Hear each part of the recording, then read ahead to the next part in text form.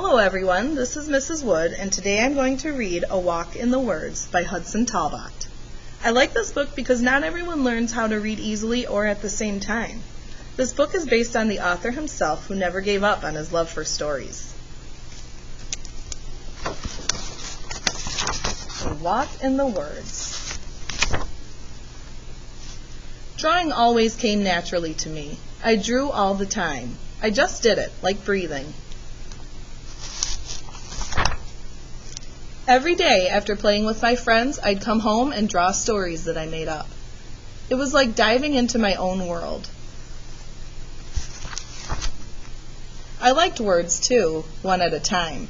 When I was reading, I had to picture every single word. But long sentences? No way. I would start a long sentence and then my mind began to wander.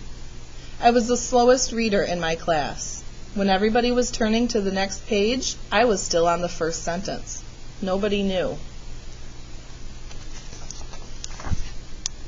But the books knew, and they were coming for me. So many words, so many pages. Books weren't always scary. The first ones were friendly, with big pictures and only a few words.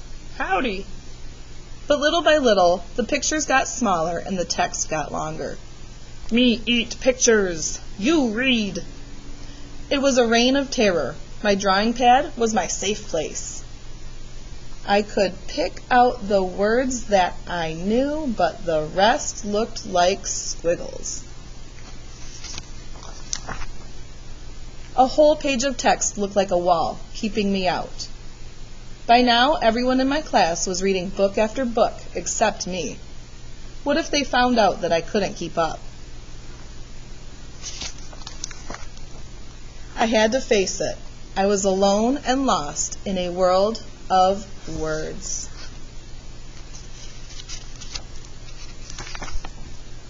Everywhere I looked, there were big words, strange words, scary words.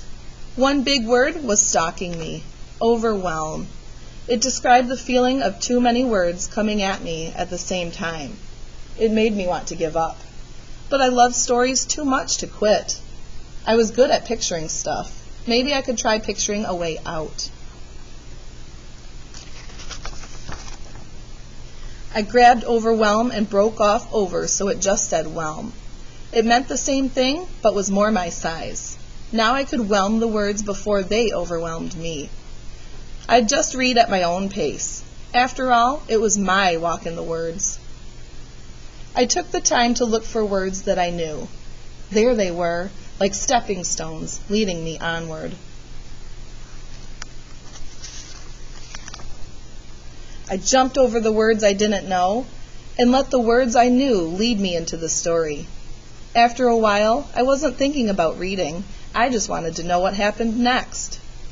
The war between my fear of reading and my curiosity was over.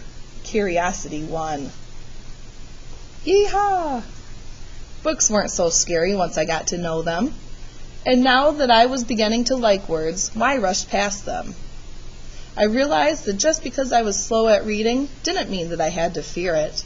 I also learned that many great people were slow readers.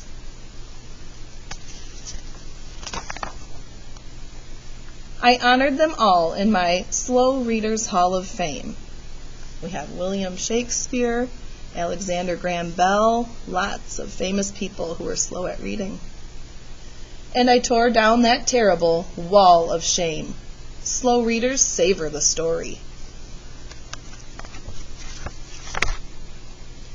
I experimented with ways to tell my stories. I could still tell a story with pictures, or I could tell it with words. The Monster from Planet Mungo, Chapter 18. The monster cornered me. My gun jammed. I had to think faster. Earth was doomed. My favorite way was using both. The monster attacked the space station. Help, the monster! People ran for their lives. He saw me. Here's the front view of the monster. Rah! Yikes, my ray gun was jammed. I had to stop the monster before he reached Earth. I remembered how my horses got better the more I drew them. My writing would improve too if I wrote every day. A drawing could show what a horse looked like, but with words I could bring them to life. Now they could breathe and snort and carry me on adventures. I read every day in search of new words for my stories. It was like finding new colors for my art, but now I was learning to paint with words. There were still times when I felt lost in a sea of words. My drawing pad was still my safe place. Others found music, sports, math, and science. Words had always scared me, but once I felt free to read at my own speed, they became my friends. I could unlock the magic of stories and even become a storyteller myself, turning that sea of words into an ocean of possibilities. Now all I had to do is enjoy the ride. The end. I hope you enjoyed this book. Have a great day.